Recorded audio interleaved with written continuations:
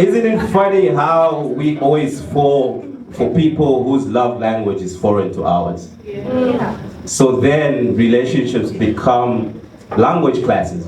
But not language classes as we learn French in high school and university, but language class like your person speaks it, right?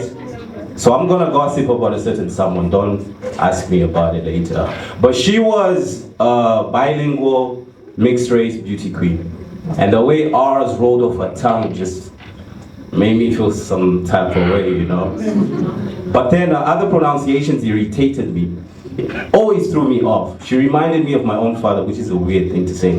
But then, my father does this thing also where he thinks in French, but when he opens his mouth, his words are in English, and they sound off most of the time. So one time I confronted him like that. Listen, you can't speak French fluently, you can't speak English fluently. Pick a language and talk to me.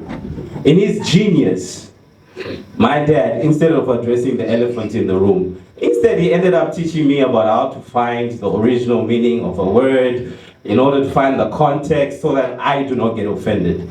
I didn't pay much attention to that lesson, right? Back to the beauty queen. I realized a slight change in her fashion sense. She tried to make me believe she loved my fashion sense, especially my hoodies. That threw me off. So I remember what my father taught me, so I tried to find the context of a sudden change, right? I later found out that she did love my fashion sense, but deeper than that, I found out that she believed that my hoodies, as baggy as they were on her, could actually help her conceal all insecurities. She said sometimes the feelings that we never show, have a tendency of poking out of our nose. You see, insecurities are what I call a language within a language. Like slang, you know what I mean?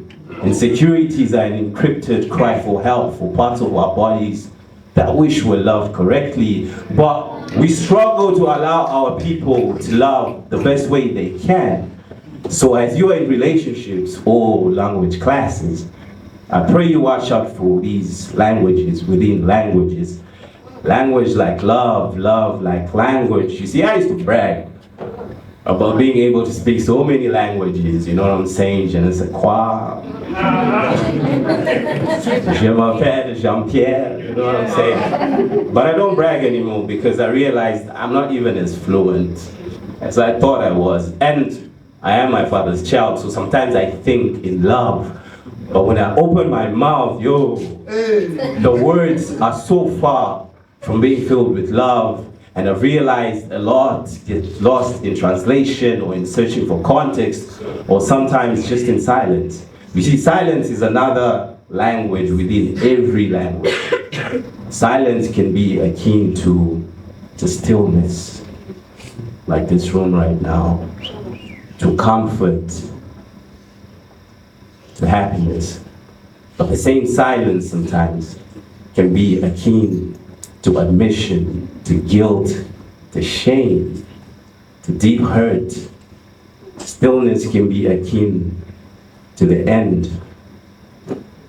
The end, my friends, trust me, you will know it way before your very eyes see it. But until then, I hope you love and you speak even more. I hope you speak and you love even more. Thank you.